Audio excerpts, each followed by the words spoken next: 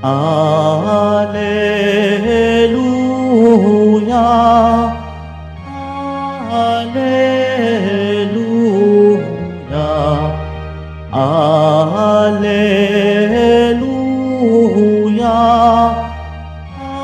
Alleluia.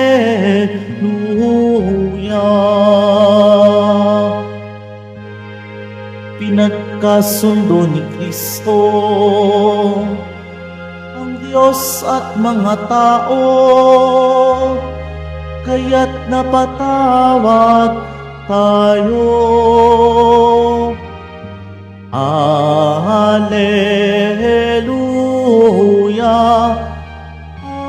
Alleluia,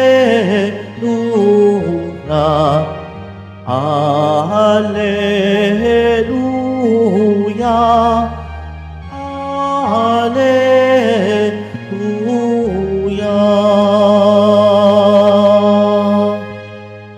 Sumainyo ang Panginoon. At sumaiyo rin. Ang mabuting balita ng Panginoon ayon kay San Marcos. Papuri sa iyo, Panginoon.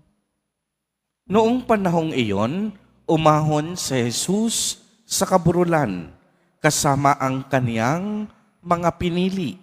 Humirang siya ng 12 na tinawag niyang mga apostol upang maging kasakasama niya. Suguing mangaral at bigyan ng kapangyarihang magpalayas ng mga demonyo. Ito ang 12 hinirang niya. Si Simon na tinagurian niyang ng Pedro, si Santiago at si Juan na mga anak ni Zebedeo. Sila'y tinagurian niyang Boanerges na ibig sabihin mapupusok. Sina Andres, Felipe, Bartolome, Mateo, Santiago na anak ni Alfeo at Tadeo, si Simon na makabayan at si Judas Iscariote na siyang nagkanulo sa kanya. Ang mabuting balita ng Panginoon. Pinupuri ka namin, Panginoong Hesukristo. Magsiupo mo na po. Magandang umaga po sa inyong lahat, mga kapatid kay Kristo. Sa lahat po ng ating mga taga-subaybay sa iba't ibang online platforms at sa lahat ng ating mga kadiboto sa iba't ibang panig ng Pilipinas at maging sa buong mundo kung saan tayo ay naaabot ngayon ng ating live streaming. Mapayapang umaga din po sa inyong lahat. Purihin at dakilain natin ang ating Panginoon, ang mahal na poong Jesus Nazareno. Mga kapatid kay Kristo at mga kadiboto, malugod po namin kayong tinatanggap sa Basilica Minor at Pambansang Dambana ni Jesus Nazareno. Narinig po natin sa ating ebanghelyo sa araw na ito na tinawag at pinili ni Jesus Nazareno ang 12 apostol at binigyan sila ng kapangyarihan upang magpagaling ng mga may sakit, magpalayas ng mga demonyo at gumawa ng mga himala at kababalaghan. Kung inyo pong mapapansin, simple lamang ang pinagmulan ng mga apostol. Hindi sila mga hari, hindi sila mga prinsipe, hindi sila yung mayayaman sa lipunan. Masasabi nating napaka-ordinaryo ng mga piniling apostol ni Jesus Nazareno. Sila ay ordinaryong mamamayan at karamihan sa kanila naghahanap buhay bilang mangingisda. Bagamat simple ang kanilang pinagmulan, pinili at tinawag sila ni Jesus Nazareno. Ibig sabihin, hindi sa kanila nagmula ang kusang paglilingkod, ang pagpili at ang pagtawag nagsimula sa Diyos. Ang pagtawag ay galing sa Panginoon. Ang pagsang-ayon ay ang pagtugon ng tao. Uulitin ko po, ang pagtawag galing sa Diyos. Ang pagtugon ay galing sa tao. Ang ating pagsang-ayon. Walang sino man po sa mga apostol, kung inyong mapapansin, ang nag-volunteer o kusang nagpresenta upang makasama sa misyon at gawain ni Jesus Nazareno. Ikalawa, hindi rin sila pinilit ng Diyos. Kusa din ang pagtanggap nila sa kalooban ng Diyos. Dito, mapapansin natin na ang misyon galing sa Diyos.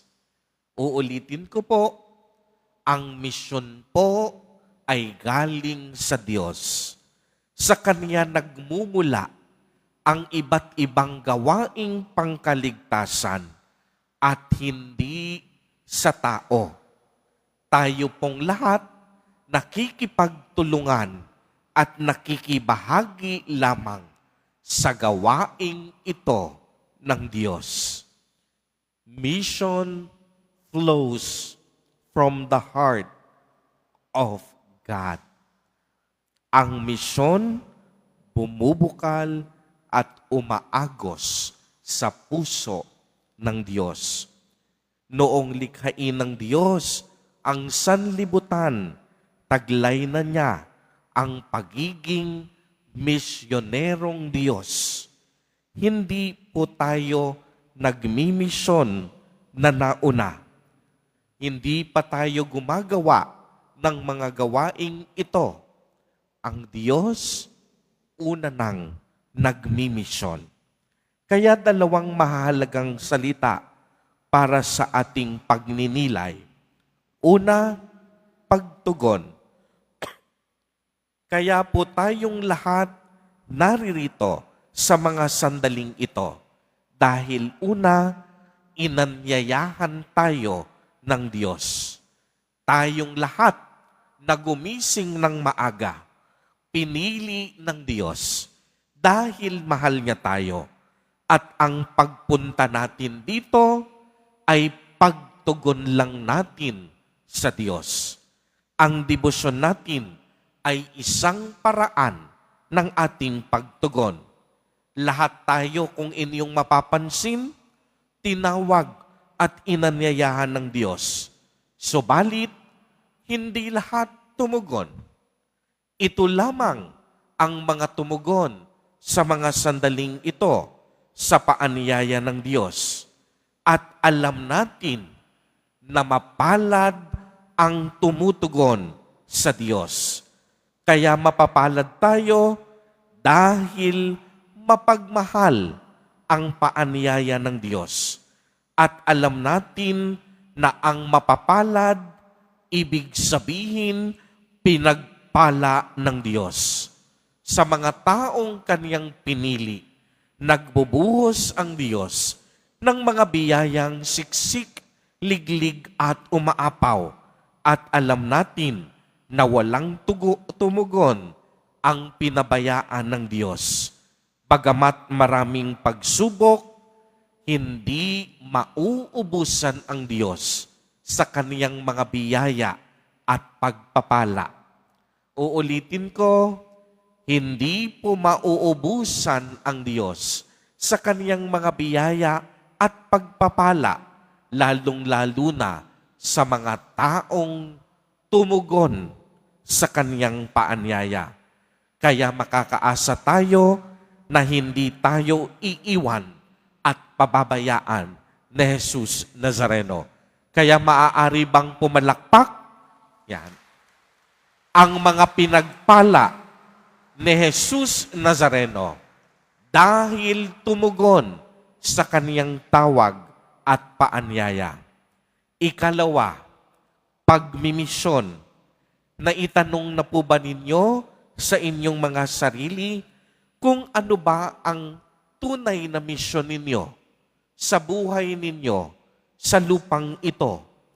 Tayong lahat, hindi lang basta tinawag, hindi lang tayo basta tumugon. Binigyan tayo ng kapangyarihan upang magmisyon, upang ipamalita sa buong mundo ang kabutihan at kagandahang loob ng Diyos, ang mabuting balita ng kaligtasan at ang panawagan ng pagbabalik loob. Minsan, maitatanong mo sa iyong sarili, Father, tindera lang naman po ako. Naglalaba lang naman po ako ng damit. Construction worker lang naman ako. Father, mangingisda at magsasaka lamang ako. Paano ako makikibahagi sa misyon ni Jesus? Tandaan po natin, mga kapatid kay Kristo at mga kadiboto, mga ordinaryong tao ang hinirang ni Jesus Nazareno upang maging kaniyang katuwang, kasama at apostol. Kaya wag na wag nating pagdududahan ang ating mga sarili. Anumang katayuan at estado ng ating buhay, mahalaga tayo sa Panginoon. Maaari tayong maging instrumento ng kaniyang kaligtasan at pagpapala. Pwede tayong maging instrumento ng kaniyang awa at pagmamahal. Basta ano ang kailangan, tumugon tayo at ibigay natin ang ating sarili sa Kanya at maglaan tayo ng oras at panahon upang makinig at sundin ang Kaniyang kalooban. Tiyak yon, mga kapatid kay Kristo at mga kadiboto. Tayo din, sa ating simpleng paraan, tayo ay magiging daluyan ng pag-asa at grasya ng Diyos. Amen. Purihin at dakilain natin ang ating Panginoon, ang mahal na poong Jesus Nazareno.